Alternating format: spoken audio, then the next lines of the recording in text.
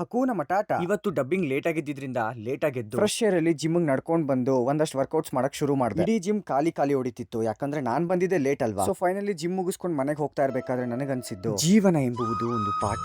ಆ ಪಾಠವನ್ನು ಅರ್ಥಪೂರ್ಣವಾಗಿ ತಿಳಿದುಕೊಂಡರೆ ಅದರಿಂದ ಬರುವ ಕಷ್ಟ ಎಂಬ ಪರೀಕ್ಷೆ ಎಂದಿಗೂ ಕಠಿಣವೆನಿಸುವುದಿಲ್ಲ ಅಂತ. ಫೈನಲಿ ಮನೆಗ್ ಬಂದು ಬೇಗ ಫ್ರೆಶ್ ಅಪ್ ಆಗಿ ಒಂದ್ ಕಪ್ ಬಾಳೆಹಣ್ಣು, ಮೊಸರು, ಒಂದ್ ಬೌಲ್ ಪಲಾವ್ ಎಲ್ಲ ತಿನ್ಕೊಂಡು ಸನ್ಸ್ಕ್ರೀನ್ ಅಪ್ಲೈ ಮಾಡ್ಕೊಂಡೆ. ಸನ್ಸ್ಕ್ರೀನ್ ಅಪ್ಲೈ ಮಾಡಿ 15 ಮಿನಿಟ್ಸ್ ಸನ್ಗೆ ಎಕ್ಸ್ಪೋಸ್ ಆಗಂಗಿಲ್ಲ. ಸೊ ಅಷ್ಟೊತ್ತಿಗೆ ಬೇಯಿಸಿರೋ 2 ಮೊಟ್ಟೆ ಮತ್ತೆ ಬನಾನಾ ಶೇಕ್ ಕುಡ್ಕೊಂಡು ಡಬ್ಬಿಂಗ್ ಸ್ಟುಡಿಯೋಗೆ ಬಂದೆ. ಫಸ್ಟ್ ಲೇಟು, ಅದ್ರಲ್ಲಿ ಲಿಫ್ಟ್ ಕೇಳಬೇಕಾ, ಮೇಲಿಂದ ಕೆಳಗಡೆ ಬರಬೇಕು. ಬಟ್ ಫೈನ್, ಮೇಲ್ಗಡೆ ಸ್ಟುಡಿಯೋಗೆ ಬಂದು ಡಬ್ಬಿಂಗ್ ಶುರು ಮಾಡ್ಕೊಂಡೆ. ಇವತ್ತು ನಾನು ಯಾವ್ದಕ್ ಡಬ್ಬಿಂಗ್ ಮಾಡ್ತಿದ್ದೆ ಅಂತಂದ್ರೆ ಸೇಮ್ ತಮಿಳ್ ಸೀರೀಸ್ ನ ಕನ್ನಡ ಡಬ್ ಮಾಡ್ತಿದ್ದೆ. ಫೈನಲಿ ಡಬ್ಬಿಂಗ್ ಮುಗಿಸ್ಕೊಂಡು ಅಲ್ಲಿಂದ ಬೇಗ ಮನೆಗೆ ಹೊರಟೆ. ಮನೆಗೆ ಬಂದು ಫ್ರೆಶ್ ಅಪ್ ಆಗಿ ಬೇಗ ನಡ್ಕೊಂಡು ಕೆಲ್ಸಕ್ಕೆ ಹೋದೆ, ಯಾಕಂದ್ರೆ ಸಿಕ್ಕಾಪಟ್ಟೆ ಲೇಟ್ ಆಗಿ ಹೋಗಿತ್ತು ಕೆಲ್ಸಕ್ಕೆ.